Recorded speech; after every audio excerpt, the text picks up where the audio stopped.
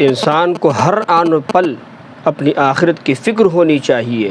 آج ہم بالکل بے خبر ہو کر کے زندگی گزار رہے ہیں۔ مشہور واقعہ ہے کہ حضرت فاروق اعظم رضی اللہ تعالی عنہ ایک روز سورہ طور کی تلاوت فرما رہے تھے۔ جب اس آیت پر پہنچے ان عذاب ربک لواقع ما له من دافع، کہ بے شک آپ کے پروردگار کا عذاب واقع ہونے والا ہے اور اس کو کوئی ہٹا نہیں سکے گا، کوئی دور نہیں کر سکے گا۔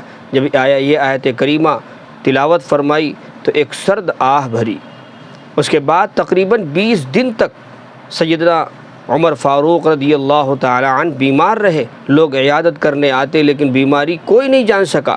اسی طرح حضرت جبیر ابن مطعم رضی اللہ تعالی عنہ مسلمان ہونے سے پہلے بدر کے قیدیوں سے متعلق گفتگو کرنے کے لیے آئے تھے۔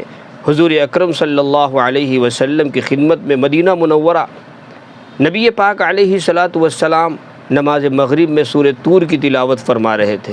آواز مسجد سے باہر آ رہی تھی۔ جب یہ آیت پڑھی ان عذاب ربک لواقع ما له من دافع، تو وہ کہتے ہیں اچانک میری حالت یہ ہوئی کہ گویا میرا دل پھٹ جائے گا، میرا کلیجہ نکل آئے گا خوف کی وجہ سے۔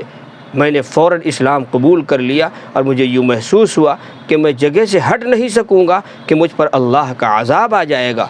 آج ہم بالکل اللہ کے عذاب سے بے فکر ہو کر کے زندگی گزار رہے ہیں۔ ہمیں آخرت کی فکر نہیں ہے۔ ہمیں یہ ہمارے وہم و گمان میں بھی آتا ہے کہ ایک دن ہمیں آخر مرنا ہے، یعنی یقین تو ہے کہ مرنا ہے، لیکن ہمارا عمل ایسا ہے کہ ایسا لگتا ہے کہ جیسے ہمیں ہمیشہ دنیا کے اندر رہنا ہے۔ اس لیے ہمیں اور آپ کو چاہیے کہ اپنی آخرت کی فکر کریں اور دنیا کے اندر انہماک نہیں ہونا چاہیے۔ البتہ دنیا ضرورت کی چیز ہے، ہمیں اپنی ضرورتوں کی تکمیل کے لیے اتنی ہی دنیا لینی چاہیے کہ جس سے ہماری ضرورت پوری ہو سکے۔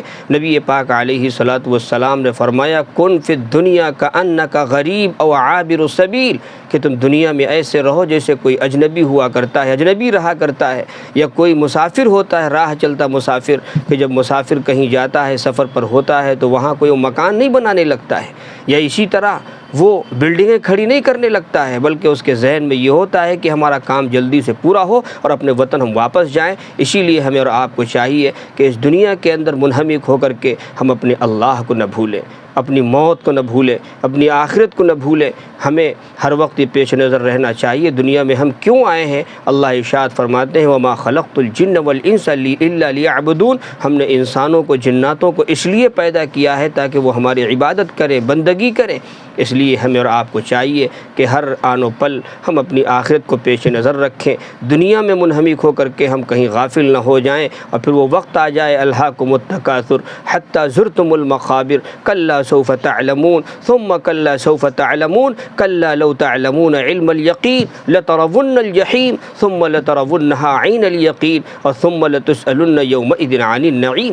الہاکم التکاثر، ارشاد فرمایا کہ کہیں تم کو دنیا اور مال کے جمع کرنے کی کثرت نے، مال زیادہ بنانے کی عادت نے کہیں ایسا نہ ہو کہ تم کو اللہ سے غافل کر دے، آخرت سے غافل کر دے۔